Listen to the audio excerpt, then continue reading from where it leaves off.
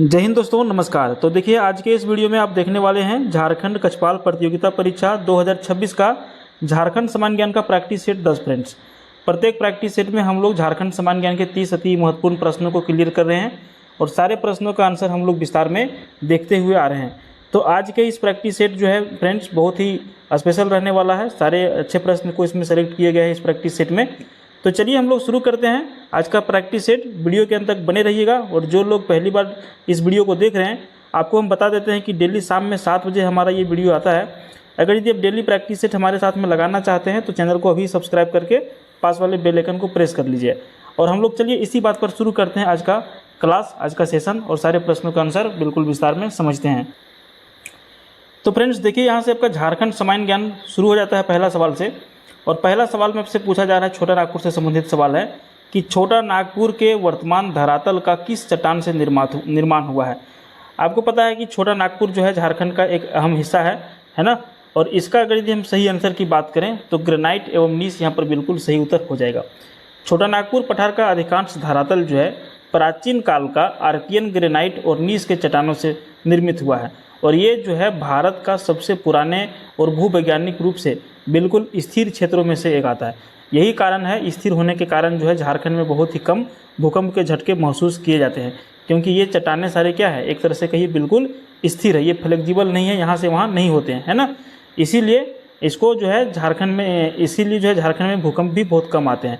सवाल क्या था कि छोटा नागपुर के वर्तमान धरातल का किस चट्टान से निर्माण हुआ है। आंसर करिएगा, ग्रेनाइट एवं नीस के चट्टानों से इसका निर्माण हुआ है। 2 नंबर का सवाल है, बहुत इंपॉर्टेंट सवाल है। झारखंड का क्षेत्रफल कितना है। 2 नंबर का आंसर आपको क्या करना है, ऑप्शन ये कर देना है 79,714 वर्ग किलोमीटर। ठीक है, वर्ग किलोमीटर मतलब कि किलोमीटर स्क्वायर में है। झारखंड का जो कुल भौगोलिक क्षेत्रफल है 79,714 वर्ग किलोमीटर है। अगर यदि हम बात करें कि ये जो हमारा झारखंड है भारत के कुल क्षेत्रफल का कितना प्रतिशत हिस्सा कवर करता है क्षेत्रफल के मामले में, ठीक है, तो ये आपका 2.42% पूरे भारत का जो क्षेत्रफल अपना है उसमें से झारखंड को मिला है, 2.42%। अगला सवाल देखिए, इतिहास से संबंधित कहिए तो एक तरह से बहुत बढ़िया सवाल ये है और इस सवाल का आंसर सभी लोगों को पता होना चाहिए। शेख भिखारी को फांसी कब दिया गया था। 3 नंबर का आंसर करना है ऑप्शन बी, 8 जनवरी 1858 को।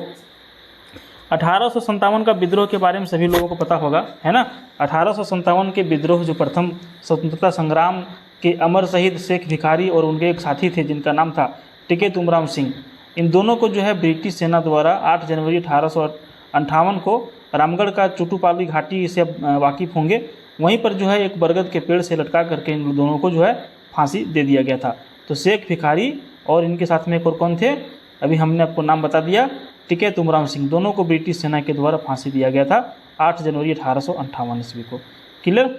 चलिए अगले सवाल की ओर हम लोग बढ़ते हैं। देखिए फ्रेंड्स, अगर यदि वीडियो आपको पसंद आएगा तो आप ज़रूर एक लाइक कर दीजिएगा, क्योंकि आपका एक लाइक के वजह से जो है हमारा वीडियो बहुत सारे लोगों के डिस्प्ले पे शो करेगा यूट्यूब पे, और उससे हमारा क्या होगा कि वीडियो बहुत सारे लोग देखेंगे तो 2-4 पैसा का आमदनी बनता है, बहुत ज़्यादा तो कमाते नहीं हैं, है ना। तो आप लोगों का सपोर्ट रहेगा तो थोड़ा सा ठीक ठाक चलेगा अपना घर द्वार। चलिए अगला सवाल की ओर बढ़ते हैं। झारखंड का सबसे बड़ा ताप विद्युत संयंत्र कौन सा है। झारखंड का सबसे बड़ा ताप विद्युत संयंत्र, ताप विद्युत संयंत्र का मतलब जहाँ पे कोयला से बिजली बनता है ना, जहाँ पर कोयला से बिजली बनता है, सबसे बड़ा कौन सा है। आंसर करिएगा पतरातू। क्या करिएगा, पतरातू करिएगा, ठीक है। तो झारखंड ये जो है रामगढ़ जिला में आपका स्थित है पतरातू ताप विद्युत संयंत्र केंद्र, है ना। और इसको जो है ऐतिहासिक रूप से राज्य का सबसे बड़ा संयंत्र माना जाता है। इसकी स्थापना जो है सोवियत संघ के सहयोग से हुआ था और वर्तमान में इसे जो है एनटीपीसी के साथ में मिलकर के Patratu super thermal power project के तहत में जो है 4000 मेगावाट का विशाल क्षमता में अपग्रेड किया जा रहा है। समझें, इसको आप लोग याद रखिएगा। 5 नंबर सवाल देखिए, गरीबों के लिए बहुत ही मस्त ये सवाल है और ये योजना भी बहुत अच्छा है। झारखंड में मुख्यमंत्री दाल भात योजना किस वर्ष में शुरू किया गया था। 5 नंबर का आंसर आपको करना है बिल्कुल एकदम अर्जुन मुंडा, 2011 में, ठीक है। इस योजना का शुरुआत 15 अगस्त 2011 को हुआ था। उस टाइम के मुख्यमंत्री थे अर्जुन मुंडा और इसके तहत गरीब और ज़रूरतमंद जो लोग हैं उनको 5 रुपये में दाल भात और सब्जी का जो है पौष्टिक थाली प्रदान किए जाने का योजना चलाया गया था। ये योजना अभी भी आपका प्रचलित है, बहुत जगह आप देखते होंगे, अगर निकलते होंगे तो शहर में दाल भात योजना करके लिखा हुआ रहता है। ठीक है, 5 रुपये में यहाँ पे भरपेट खाना जा करके खा सकते हैं।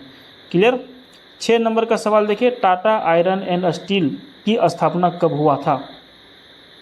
ठीक है, टाटा आयरन एंड कंपनी की स्थापना जो है ये कब हुआ था? 6 नंबर का आपको आंसर करना है 1907 ईस्वी में।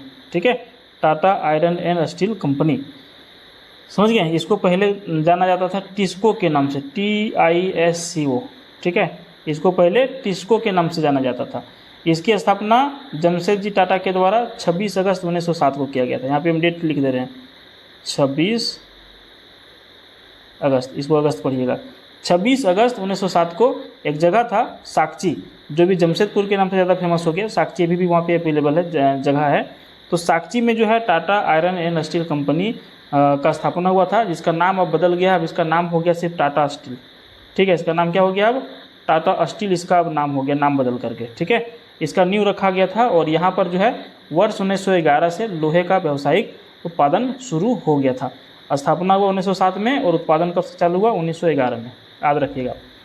7 नंबर सवाल है, झारखंड का मुख्य मृदा जो है वो कौन सी है? झारखंड की जो मुख्य मृदा है वो आपका लाल मिट्टी है। ठीक है, आंसर करिएगा बी। झारखंड में लगभग जो है 90% भूमि पर, 90% भूमि पर क्या है? लाल मृदा पाई जाती है। छोटा नागपुर क्षेत्र के चट्टानों और लौह अयस्क की अधिकता के कारण यहाँ की मिट्टी का रंग क्या होता है? लाल होता है। ठीक है, झारखंड में ऐसे टोटल 6 प्रकार की मिट्टियाँ पाई जाती है। 8 नंबर सवाल है, झारखंड में कृषि का स्वरूप कैसा होता है? अच्छा, यहाँ पे आप ऑप्शन पढ़ेंगे ना, 3 ऑप्शन दिए गए हैं, तीनों पढ़ेंगे तो इसका आंसर आप आराम से कर लेंगे। पहला ऑप्शन दिया है जीवनदायी, दूसरा दिया है व्यावसायिक, तीसरा दिया है निर्यात प्रधान। अब आपको पता है कि झारखंड में वर्षा का लेवल कैसा है। झारखंड में वर्षा बहुत ज़्यादा होता नहीं है, तो यहाँ के जो खेती कृषि जो होगा वो निर्यात प्रधान तो होगा नहीं। यहाँ पे सारे ऐसे नहीं कि खेती करके हम सारा माल को बाहर भेज देंगे, निर्यात प्रधान होगा नहीं। व्यवसाय करने के लिए तो बिल्कुल भी नहीं हो पाएगा, है ना। ये दोनों तो कट गया। एक बच जाता है जीवनदायी, कि अपना जीवन गुजर बसर करने के लिए झारखंड में कृषि होता है।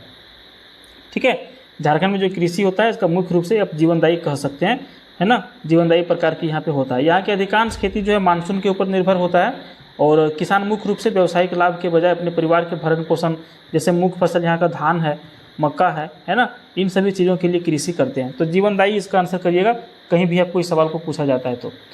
देखिए, कृषि से संबंधित और सवाल आपके सामने है। झारखंड के कुल सिंचित भूमि के कितने प्रतिशत भाग पर सतही जल द्वारा सिंचाई किया जाता है? सतही जल के द्वारा जो सिंचाई किया जाता है झारखंड में वो कितना प्रतिशत है? इसका आंसर कर दीजिएगा बी, 58.3%। झारखंड की कुल सिंचित भूमि का लगभग 58.3% भाग पर नदी है, तालाब है, नहर जैसे सतही जल जो सरफेस वाटर जिसको कहते हैं के स्रोत से के द्वारा जो है यहाँ पे सिंचाई किया जाता है, जबकि शेष भाग पर भूमिगत जल जैसे कुआं, नलकूप का उपयोग होता है। समझ गए? तो इसको आप लोग ध्यान में रखिएगा। अगला सवाल देखिए, झारखंड के किस जिले में सबसे कम वन क्षेत्रफल के अनुसार से है? क्षेत्रफल के अनुसार से झारखंड में सबसे कम वन जो है वो कौन सा जिला में है? ठीक है, आंसर आपको एक ही करना है, धनबाद। ठीक है, इसका आंसर करिएगा धनबाद। क्लियर हो गया? तो अभी वर्तमान वन सर्वेक्षण रिपोर्ट के अनुसार से जामताड़ा आपको मिल जाएगा, पहले धनबाद था सबसे कम वन क्षेत्रफल वाला जिला है। ठीक है, लेकिन यहाँ पर आपके पास देखिए जामताड़ा तो यहाँ पे दिया कहीं नहीं है, इसीलिए अगर जामताड़ा नहीं रहेगा तो अब इसका धनबाद ही आंसर करिएगा। समझ गए क्षेत्रफल के मामले में। उसके बाद नेक्स्ट क्वेश्चन की ओर हम लोग चलते हैं। 11 नंबर, चतरा जिले में कितने प्रतिशत वन है? देखिए, चतरा जिला जो आपका है इसमें कितने प्रतिशत वन है? तो 47.70%, मतलब 47.70% है। समझ गए? दर्ज किया गया है यहाँ पर। उसके बाद हम लोग अगले सवाल की ओर बढ़ते हैं। 12 नंबर, धनबाद जिले में कितने प्रतिशत वन है? तो धनबाद जिले में जो वन प्रतिशत है वो है 6.74%। ठीक है, 6.74% ही धनबाद की ज़मीन पर वन है। ठीक है, उसके बाद अगला सवाल देखिए 13 नंबर, प्रतिशत के आधार पर सर्वाधिक वनाच्छादित जिला कौन सा है? प्रतिशत के आधार पर सबसे अधिक वनाच्छादित जो जिला है वो कौन सा है? वो आपका चतरा जिला हो जाएगा। कौन सा जिला हो जाएगा? चतरा जिला, है ना। दिए गए विकल्प में आपको जो है कोडरमा, देवघर, चतरा, गुमला में चतरा का जो है 1% सबसे अधिक है ना। वैसे वर्तमान नवीनतम डेटा के अनुसार से जो है लातेहार प्रतिशत के मामले में पहले स्थान पर आ गया है, लेकिन यहाँ पे लातेहार आपका है नहीं, तो चतरा इसका आंसर करिएगा। उसके बाद 14 नंबर का सवाल देखिए, बिहार के कितने प्रतिशत भूभाग को काटकर झारखंड राज्य का निर्माण किया गया? अब यहाँ पर देखिए 46% इसका आंसर आपको करना है। क्या करना है? 46% इसका आंसर करना है, ऑप्शन बी। आप बहुत जगह देखिए 46% बोलचाल के भाषा में बोला गया है, लेकिन एक्चुअल देखा जाए तो 45.80% ही इसका आंसर आपको जनरली करना है। लेकिन जहाँ पे 46 रहे तो 46 करिएगा, 45% 80 रहे तो इसको करिएगा। दोनों एक साथ में ऑप्शन में शायद नहीं रहता है, समझे। तो अगर ये दोनों में से कोई एक रहेगा तो एक कर दीजिएगा, दोनों आपका सही हो जाएगा। ठीक है, 15 नवंबर 2000 को अपना झारखंड बिहार के दक्षिणी भाग के 45.80% भूभाग को काट करके जो है एक नया राज्य के रूप में अस्तित्व में लाया गया था। और झारखंड जब बना था तो ये भारत का 28वां राज्य था, बना था। ठीक है, 28वें राज्य के रूप में अस्तित्व में झारखंड हमारा आया था 15 नवंबर 2000 ईस्वी को, बिहार से कट करके। 15 नंबर सवाल है, झारखंड की राजधानी कहाँ है। अब कहेंगे इस सवाल को पूछने वाला चीज़ है, तो बिल्कुल पूछने वाला चीज़ है, आपको कोई नंबर बोनस में मिल जाना चाहिए। तो झारखंड की प्रशासनिक राजधानी रांची है। अगर यदि आपको उप राजधानी पूछा जाता है तो उप राजधानी आपका दुमका हो जाएगा। ठीक है, उप राजधानी ये आपका हो जाएगा दुमका। 16 नंबर सवाल है, दलमा अभ्यारण्य में किस पशु की बहुलता है। जो दलमा अभ्यारण्य है यहाँ पे किस पशु की बहुलता है, सबसे अधिक कौन से पशु रहते हैं, ये हाथी इसका आंसर करिएगा। जमशेदपुर के पास स्थित दलमा वन्यजीव अभ्यारण्य मुख्य रूप से जंगली हाथियों के प्राकृतिक आवास के लिए देश भर में ये बहुत ज़्यादा प्रसिद्ध है। ठीक है, उसके बाद 17 नंबर सवाल देखिए, आ जाइए 17 नंबर में, झारखंड के किस अभ्यारण्य में हाथी परियोजना का शुरुआत की गई है। 17 नंबर का अभी हमने आपको बता दिया है, दलमा अभ्यारण्य में। भारत सरकार द्वारा 1992 में दलमा वन्यजीव अभ्यारण्य से ही गजराज परियोजना प्रोजेक्ट एलिफेंट की शुरुआत किया था 1992 में। क्लियर। नेक्स्ट क्वेश्चन की ओर हम लोग बढ़ते हैं 18 नंबर में। सवाल आपको सारे क्लियर दिख रहे हैं ना मोबाइल में। हाँ चलिए, कुछ ब्लर वगैरह होगा तो बताइएगा। सवाल देखिए, 1797 ईस्वी में हुए तमाड़ विद्रोह का नेतृत्व जो है किसके द्वारा किया गया था। 18 नंबर का क्या आंसर करिएगा, 18 नंबर का आंसर करिएगा ऑप्शन सी, विष्णु मानकी। ठीक है, इसका नेतृत्व जो है 1797 ईस्वी में तमाड़ जो बुंडू में हुआ था, मुंडा तमाड़ विद्रोह के तीसरे चरण का नेतृत्व जो है विष्णु मानकी और एक व्यक्ति इनके साथ में और थे, मौजी मानकी। इन लोगों ने जो है अंग्रेजों की शोषक नीतियों के खिलाफ जो है लड़ाई लड़ा था। ठीक है, तो यहाँ पे आप मौजी मानकी तो है नहीं ऑप्शन में, तो विष्णु मानकी इसका सही आंसर कर दीजिएगा। नेक्स्ट क्वेश्चन है 19 नंबर, महेशपुर राजा की रानी सर्वेश्वरी के नेतृत्व में अंग्रेजी कंपनी के शासन के विरुद्ध विद्रोह की शुरुआत किस वर्ष में हुआ था।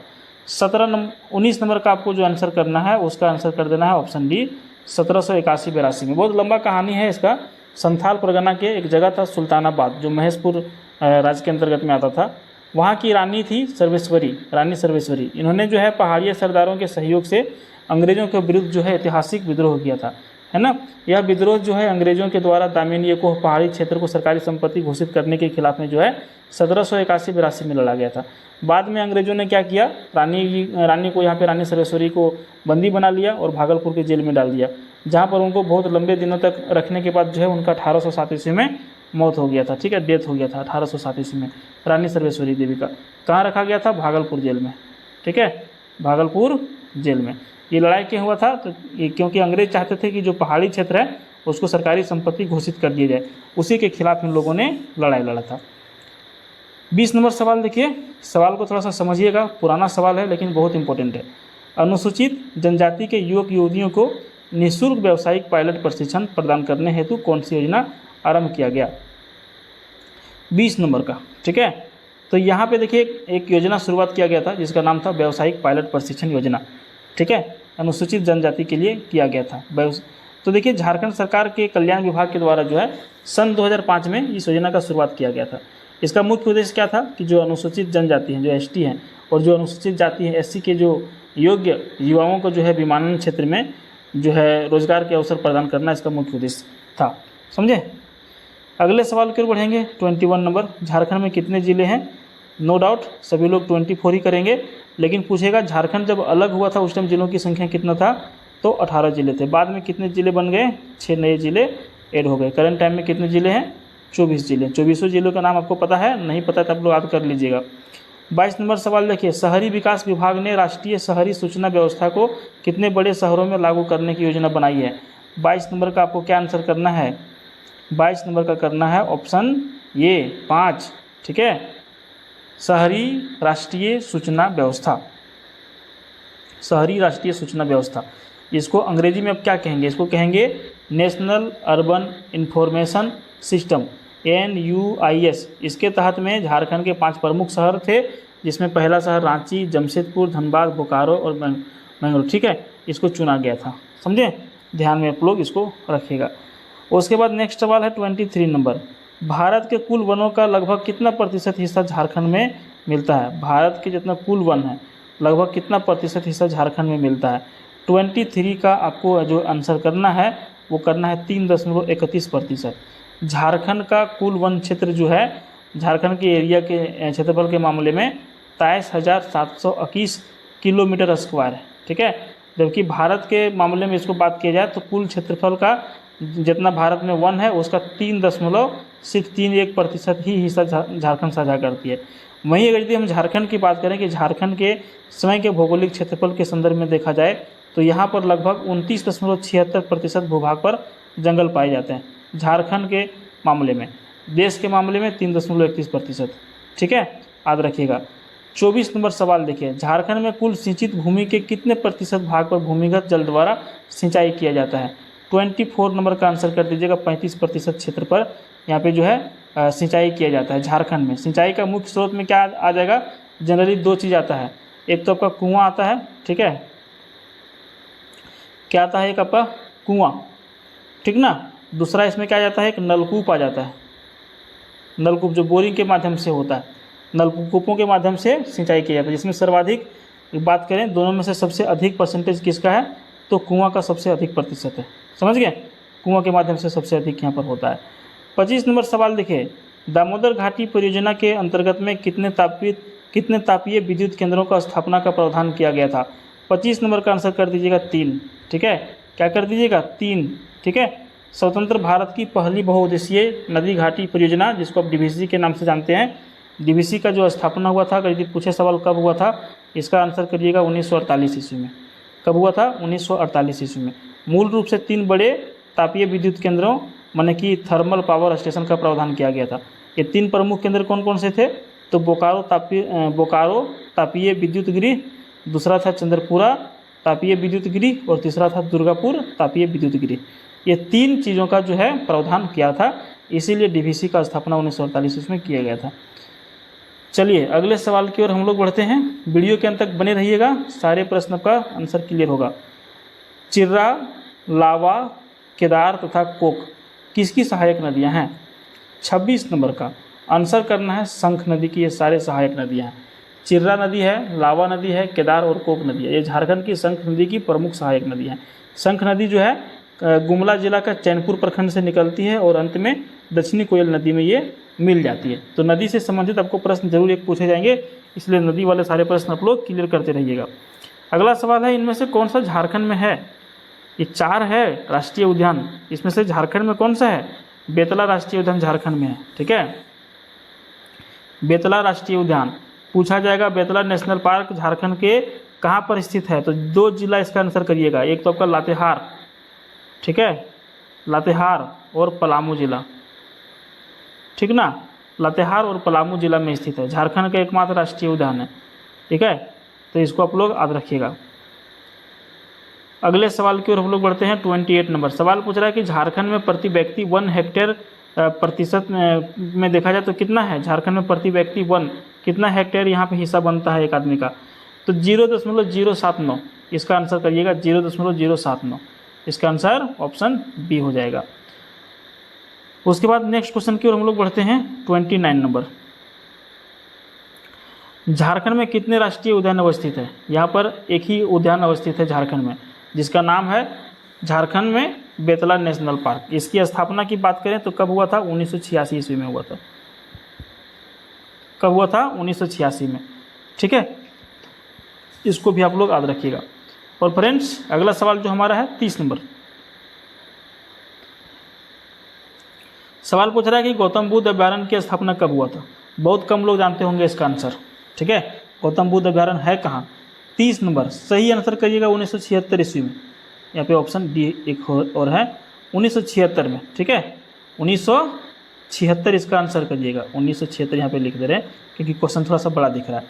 गौतम बुद्ध अभ्यारण्य, गौतम बुद्ध वन्यजीव अभ्यारण्य इसका पूरा नाम है, ठीक है। इसकी स्थापना 1976 में हुआ। ये अभ्यारण्य कहाँ पर स्थित है? ये अभ्यारण्य आपका कोडरमा जिला में स्थित है। जो बिहार के गया जिले के सीमा पर विस्तृत रूप से इसको बनाया गया है। समझ गए? गौतम बुद्ध वन्यजीव अभ्यारण्य 1976 में स्थापना, कोडरमा जिला में आपका ये स्थित है, बिहार का गया से मिला जुला। ठीक है, तो फ्रेंड्स बताइए 30 सवाल में आपका कितना सवाल सही हुआ? अगर यदि 30 सवाल में आप 20 सवाल का आंसर दे देते हैं तो आप हैं मास्टर। हम यहाँ पे लिख दे रहे हैं, आप हैं मास्टर। अगर यदि 30 में से 15 सवाल का आंसर दे रहे हैं तो आप मास्टर से थोड़ा सा कम मास्टर हैं, नौसिखिया मास्टर कह दीजिए इसको। नौसिखिया मास्टर का है कि आप 50% में ही हैं। लेकिन अगर यदि आपका 15% से कम, 15 नंबर से 15 सवाल से कम आंसर हो रहा है तो आपको सीखने का ज़रूरत है। ठीक है, क्या करने का ज़रूरत है? सीखने का ज़रूरत है। और कौन सिखाएगा? मैं सिखाऊंगा जीके वितार के YouTube channel. Daily practice set आपको इतना करवा देंगे कि आपको सीखना ही पड़ेगा। नहीं सीखिएगा तो कोई उपाय नहीं है, परीक्षा नहीं पास कर पाइएगा तो बहुत तरह का दिक्कत होगा। ठीक है फ्रेंड्स, तो आप हमारा चैनल को अभी ही सब्सक्राइब करिए इसका अगला पार्ट देखने के लिए। ठीक है, और कुछ सुझाव देना हो तो बता सकते हैं कमेंट बॉक्स में आकर के। बहुत बहुत धन्यवाद आपका। मिलते हैं फिर किसी दूसरे वीडियो में, तब तक के लिए बाय। जय हिंद, जय भारत, सबका दिन शुभ हो। धन्यवाद।